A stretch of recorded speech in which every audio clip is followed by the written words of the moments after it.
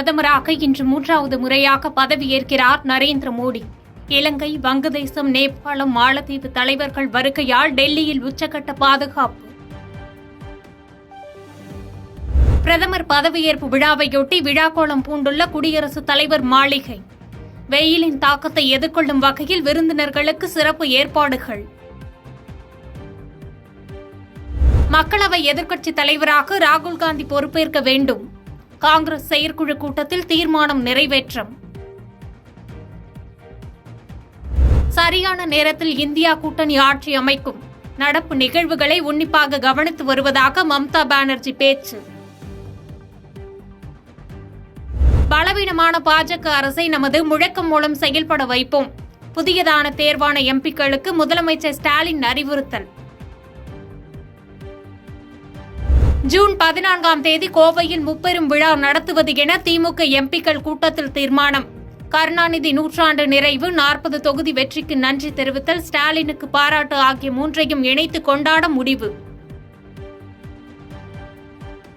திமுக சார்பில் தேர்வாகியுள்ள எம்பிக்கள் கட்சிக்கும் வாக்களித்த மக்களுக்கும் உண்மையுடன் இருக்குமாறு முதலமைச்சர் மு.க.ஸ்டாலின் வலியுறுத்தல். தமிழ்நாட்டிற்கான கோரிக்கைகளை நாடாளுமன்றத்தில் உறுதியாக எடுத்து வைத்து வாதாட வேண்டும் என்றும் அறிவுறுத்தல். காங்கிரஸ் கட்சியின் நாடாளுமன்ற கட்சித் தலைவராக சோனியா காந்தி மீண்டும் தேர்வு. டெல்லியில் நடந்த எம்பிக்கள் கூட்டத்தில் கார்கே முன்மொழிந்த தீர்மானம் ஒருமனதாக நிறைவேற்றம். ஒடிசா சட்டமன்ற தேர்தலில் பிஜு ஜனதா தள தோல்விக்கு வி.கே. பாண்டியனை விமர்சிப்பது துரதிருஷ்டவசமானது என நவீன் பட்நாயக் கருத்து.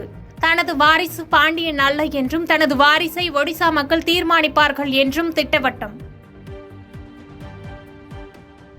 தமிழகத்தில் உள்ள பாடத்திட்டங்களில் தேசிய விடுதலை இயக்கங்கள் தவிர்க்கப்பட்டுள்ளதாக தமிழக ஆளுநர் ஆர்.என். ரவி கருத்து.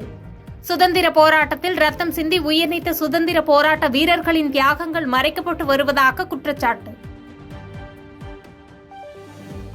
ரசிகர்கள் ஆவலோடு எதிர்பார்த்த இந்தியா பாகிஸ்தான் போட்டி.